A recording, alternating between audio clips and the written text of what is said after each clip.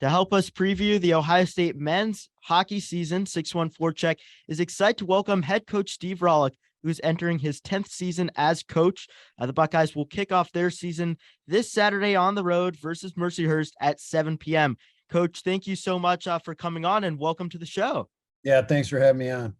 Of course. And well, some fans may think the offseason is a quiet time for some hockey teams. It can be very busy, as we were just talking about before the show. How has this offseason been for you and your team? Well, again, it started with last year and just kind of the disappointment of having such a great year and then not squeaking in the national tournament there. So I think our guys had that on their mind this summer when, it's time to put the work in and got to do a little bit more, be a little bit better. And, everybody's been a little bit busy with that and getting home and seeing families and taking a little vacation time as well. And as coaches, you try to prepare as best you can. And obviously with some changes on our side too. So it's been a pretty busy summer. Absolutely. And you talked about that disappointment from last season. Your team did exceed the Big Ten coaches poll expectations from last year that I know when talking to Jake Wise and yourself last season could give you guys some fuel. And your team is set up for another new season ranked at number 16 in the nation. What can you take from last season, the exceeding expectations and then the disappointment of not making into the national tournament that can help propel you for this season and for hopefully for you guys postseason success? Well, I mean, again, you go into the season and to me, I don't, rankings really don't mean a lot to me day one. They mean a lot to me at the end of the year. So no matter where you're picked or what people think, I think you got to keep the same approach. Your work ethic, your culture, and how you approach things has got to be the same. And obviously, we felt we had a good team last year. And again, for most of it, we had a very good year. The disappointing things the end of the year, and we just didn't get it across the finish line. And I think that's the biggest disappointment. You put all that work in, you're that close, and you end up missing out on a national tournament because we let it slip out of our hands. And it ends up coming down to the last game and the playoffs, the last overtime, one goal, and we fell on the wrong side of it. So I think that leaves a taste for all of us that we got to continue to get better. And for our returning guys, I think that's their thoughts. For us as coaches, we got to continue to push ourselves to be better, to help our team. And this year it's a new personality, new group. Not all the guys were here last year. So again, the guys that are coming back, you learn from it, you push yourselves, and you try to get yourself across the finish line this year. And you said a new group for you. And you have those goals of course, winning the Big Ten and national championships. But besides those big trophies and getting those wins, what do you think your goals are for this season with the new players and the returners? Really, it's pretty simple. My goal is to get better. And it starts with our coaching staff and then right through our team. And, again, if you keep that attitude and you have that attitude, like, every time you step on the ice, you want to get better. To me, the end result will be there. If you look too far ahead and you start thinking about February and March today, I think that you get too far over your skis and you start losing focus on the task at hand. So me, I've always been, it's about Monday through Thursday, and it's about what you put into it is what you're going to get out of it on Friday and Saturday. And for us this week, we're concentrating on what we need to do for Saturday, and it's a one day at a time. And you talked about those goals, but there can be challenges, of course, coming into the season. What do you see arising from those, goals that you have, from those challenges that you could face, and how do you think your team can overcome them? Well, you go into each year and you kind of feel how your team's built, and I think we're built on depth. I think our challenge is going to be, who's going to step up and score goals, and special teams. I mean, those are the big areas that we really got to improve to win at any level, and especially here everything's so competitive. I mean, all 60, I don't know if it's 61 teams now or 62 or whatever that number is, everybody can win on any given night. And so again, for us, keep the puck out of the net, build from our goalie out, and who's going to score goals, and is our special teams going to be better? And you talked about that depth, which is, a little bit of a thing that everyone is starting to notice this year, because one player that your team will miss this season is Georgi Merkulov, who was a freshman last year, now joining the Boston Bruins organization, who had a lot of offense to his game. Is it that depth that is going to help fill that void, and how will your team do that? Yeah, exactly. I mean, that's exactly what happens. And again, credit to Georgie, credit to the staff and the development. That's when somebody comes in here and they're ready to sign and get to the next level. That's our job.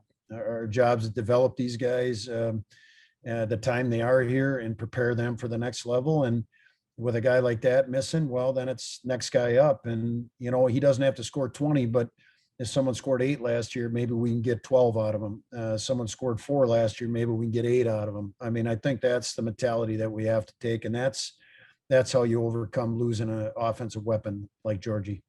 And besides Georgie, there were a huge skillful class of freshmen last season. What can Buckeye fans expect from your 5 sophomores and Cole McWard, Mason Lohrei, Cam Thiesing, Riley Herbst, and Jakub Dobish this season? And from practice, how do you feel that they've grown from last year? Well, it's a kind of a double-edged sword. You're in the business as long as I have. Sometimes guys come in and have a really, really outstanding freshman year, and they think they've reached the top of the mountain, and all of a sudden they take that dip their sophomore years. And I'm hoping that none of these guys fall into that sophomore slump. And that's something that we got to, try to push and talk about as coaches. But these guys have put the time in, that they've worked. Obviously Mace is spent his off season rehab and trying to get himself back and ready to go. So again, we want to build on what they've done last year. We don't want to get complacent. And as soon as you get complacent, you start to go backwards. And certainly that's not a good thing. And from practice, has it seemed like they have, continued to have that competitive edge this season? Yeah. I mean, they've certainly brought it. I mean, they're going through their ups and downs in practice. It's not perfect, but their work ethic has been there. And, you really don't know exactly where you're at till you start to play somebody else. And most times you have that in an exhibition game. Unfortunately, we don't have that this year. So, we're stepping into something that could really count big time at the end of the year, even though it's the first game of the year. Absolutely. And you talked about Lore a little bit, rehabbing that injury. Going into this weekend, will he be ready to go? Yeah, he's cleared, and he's worked extremely hard to put himself in a good position. And is he where he was, prior to the injury? Probably not, but it's not going to take him long. He's got to knock the rust off, and he's done a nice job to put himself in this position. It's going to be a process for him. And some people that can help him and your team this season are your 4 new freshmen: John Larkin, Tyler Duke, Stephen Halliday, Davis Burnside, and of course you have a transfer coming in Scooter Bricky. What have you seen from them in camp so far, and what can Buckeye fans expect from them from these newcomers? Well, I think the first thing is they've come in and they've worked extremely hard. I mean, we're not asking any of those guys to come in and carry the mail. We're asking those guys to come fit in, be a part of our culture, be a part of what we're trying to do. And I think they've done that. And again, a credit to our older guys for allowing that to happen. A credit to our older guys to, work with these incoming guys, make them feel comfortable. So I'm excited for them. I think they're all going to contribute in their own ways, and they've showed that in practice already. And we talked about a little bit of Jakub Dobish before, and he's going to definitely help these freshmen, especially with some of them on the back end of having that experience as being a sophomore this year, freshman last year. But Dobish took over the Buckeyes net last season, had great success, including being named to the second All Big Ten team this preseason. What can we expect for the Buckeyes goaltending wise this season? Will it play out like last season where he had the net for most of the season, or could we see a bigger split of these games? Well, anything can happen. I like where all our goalies are. I mean, Snodes has done a nice job in camp. Riley's done a nice job. I mean, they're good friends. They push each other. They're the backbone of our team. And certainly, Jakub had a fantastic year for a freshman goaltender. Hopefully we can build on that. He doesn't have to be perfect. What he needs to do is just come in every night and try to continue to get better and give ourselves a chance. And he has that ability along with the other two. So it's a good position to have the depth we have, and it's a good spot to build your team from the net out, and that's certainly what we're going to try to do. So again, I'm excited for those guys. I'm excited for obviously Jakob, certainly to get the chance to get out there and see what we can do and see what they can do. Of course, and Jakob was a story, especially coming from the Czech Republic, and having that experience, and of course being drafted by the Montreal Canadiens. And you've had some new prospects, people get drafted for the Ohio State Buckeyes this season into the NHL. What does that do for your program as you guys are trying to solidify a bigger spot in the NCAA? Well, you know what? I mean, number one, it's, we're trying to go out there and get the best kids that fit in what we're trying to do, the kids that want to be here and be a part of it. And certainly a credit to these guys that have been drafted. I think, what it does is just solidify who has your rights and all those kind of things. It doesn't mean that we're going to have guys that are fantastic college players at great opportunities that aren't drafted. They're almost in a better position sometimes. So, I think it's just, again, it's a feather in their cap. It's something they'll remember for the rest of their life, but you still got to put the time in, you still got to work. And then it's the communication between, our staff and the team that drafts guys, and then, make sure that when they're ready, they go when they're ready, because a lot of these guys find out in a hurry. It's a business at the next level. And you got to make sure you're prepared on the ice and off the ice for that.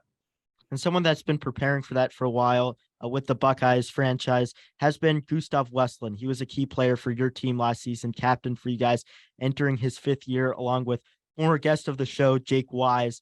What will their leadership do for your team this season, and what are your expectations for both of them? Well, again, being here, the experience, understanding, who I am, what we try to do as coaches, what our culture is. I think that's number one and most important. And again, for them to go out there and just play within themselves, not to try to be somebody they're not. I think, we got to lean on them on the ice. Their leadership ability with our team is going to be tremendous, and it takes a lot of pressure off me and our staff. But certainly they don't have to do something that's not them. And that's what I try to stress. Don't be somebody you're not. Go be you, and good things will happen. And when it comes to captaincy's leadership, can you announce anything on that if captains or assistant captains have been named this season? Yeah, we haven't announced that yet. That'll be certainly presented by the weekend. Okay, awesome. And some other players that fans want to know who they should keep an eye out for this season. Besides the players we've mentioned so far, who do you think fans should keep an eye out that you think will break through this season? Like I said earlier, I mean, I think it's our depth. I think we could have a lot of guys chip in. And again, not that they're going to score 20 or 25 goals, but I think we could have a lot of guys end up with 10 goals, which is going to be a great year for our team and for them individually. And so, I mean, I could rattle right down a list of guys that could be in that spot. And that's most of our forwards and whatnot. And our decor is capable of, again, presenting some points to the table, getting up and down the rink. So I can honestly say I'm not sure who exactly that's going to be. I think it's going to be a lot of part of our team. A lot of our guys have that ability. And another team aspect last season, it seemed like, we always talked about post game, those third periods, that the third periods came up huge for your team and the Buckeyes. What can you guys do this season to try and change the tide and play a full 60 minutes of hockey instead of just relying on, they were great third periods, but you always don't want to just rely on that final 20 minutes of play. Yeah, that's the magic, right? I mean, that's something we got to build on. And, the one thing is that our guys and people got to realize, I mean, there's never a perfect game. And 60 minutes is a long time, and there's a lot of momentum swings, and you just got to try to get to that consistency level. And again, for us, you'd love to get out to the lead. You'd love to get out to a good start. I mean, that's what you try to preach about. But, for us maintaining number one, knowing that teams know that these guys are never going away, I think that's a great asset for us, that teams understand that, these guys will never quit. That's always going to be our attitude. But if we can build on that and again, have better starts and have better consistency, I think that's what we're striving for throughout the full 60, instead of putting a lot of pressure on, it's not a lot of times you can fall back 3-zip, 2-zip, whatever that is, and try to come back all the time. So that's something, the consistency part of it is something that we want to stress this year. And someone that can help you, coach, with that consistency and adding to your bench.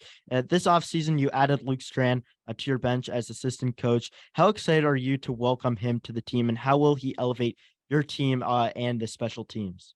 Yeah, I mean, number one, I'm so lucky, with JB Bittner and Lane LaBelle and Dusty Carlson and the rest of the staff that's back. I mean, those guys are so elite at what they do. And then having the opportunity to bring Luke Strand in, I mean, you look at his resume and his track record speaks for itself. I mean, he's worked at NHL level, he's worked at college level, he's worked at the junior level. His development, his detail, his structure, what he brings is a ability to develop. I think that's the most important thing when you bring someone in that can relate to these young guys, that can develop. And I'll put my staff with JB and Bits and those guys on the ice with anybody, guys that want to get to the next level and understand what it takes to get to the next level. These guys are elite as it gets. And will they be splitting power play and penalty kill duties, sharing those duties? How will that work this season? Yeah, exactly. I mean, JB will be the point on the power play, and Luke will be the point on the PK side of things. So, again, I mean, you sit down as a staff, you go through it, but they're the voice, and I think they're going to do a fantastic job. And the power play and the penalty kill seem to get a lot of people excited, the fans, for the turnout last season. You talked about last season where, before COVID, not a lot of fans in the stands. And last season, getting some huge numbers against Notre Dame, especially. And then you allowing the fans to not, or the students, especially, not to have to pay to come into the Big Ten championship. That was something that really stood out to me when broadcasting. How big do you expect the turnout to get this year, and how will it help your team compared to other seasons? Well, it's so important. And I mean, when you talk about some of those games last year, we had over 2,000 students. I mean, you recognize that from the drop of the puck. It's so important. And I think we can continue to build on that. I just think it's word of mouth and communicating. And every time these students show up, they have nothing but great things to say, and they love it. It's entertaining, and I think they just got to spread the word. But to be able to walk out here at the Shot with our home crowd and have some of the atmosphere we had last year, it's that extra player that you have in your back pocket, and hopefully we can continue to build on that. And something that's going to get the fans very excited, and somewhere you could see a lot of fans outdoors, is your team announced this season that you guys are going to be facing off against Michigan on the FaceOff on the lake. How exciting is this for your team, and what were yours and your team's emotions on this announcement? Yeah, I mean, to be able to experience something like this, it's something you'll remember for the rest of your life. I mean, you're taking the game back to the roots, to have a chance to play in basically an event like this against a team up north. You have 40, 50, 60,000 fans. It's spectacular. And when I mentioned it to the guys, and just to see their eyes and how excited they were that we are going to have this opportunity, that's exactly why you come here. That's exactly why you play at this level and play for Ohio State, to have these experiences, because at the end of the day, it is about it is about the student athlete experience, and to give them this was a no-brainer. And it is in Cleveland compared to being in Columbus, even though it is in Ohio. Oh, do you know the decision of not having that at Ohio Stadium or lower.com field, instead moving to First Energy Center in Cleveland? Well, that's certainly above my pay grade, but Okay. Cleveland, their ownership group is the one that contacted us and asked us to play an outdoor game there. So there's certainly there's always been a lot of talk of having an outdoor game here at the Shoe. I think that's something I'd love to see at some point. I think we're working towards that. I'd love to get the NHL involved. But this was something that Cleveland came to us and asked us to be involved with. So that's how it was presented. I'm excited to see how it all turns out. One last question here. Coach, thank you again for joining us. You're getting ready for Mercyhurst this Saturday, and then the Big Ten season quickly starts versus your alma mater in Wisconsin the following week. What do you want to see from your team? I know we've talked a lot about different things, but right as the puck drops, what is the one thing that you're hoping to see from your team right as the season kicks off? Yeah, well, it's like anything. I mean, I'd love to see our energy and our discipline and trying to take care of the puck, manage the puck. There's going to be a lot of nerves.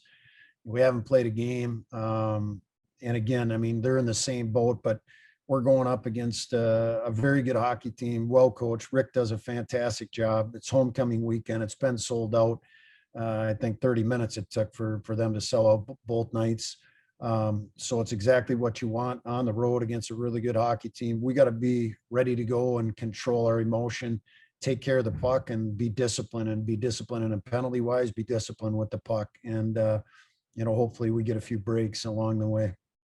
And of course, so your team will be kicking off their season on the road, and then we'll be coming back to the Shot on October 7th next weekend, as long with the women's hockey team as well, opening their season at home. So Coach, thank you so much for coming on today. Good luck with your season and safe travels next week. All right. Thanks for having me on. Appreciate it. Of course.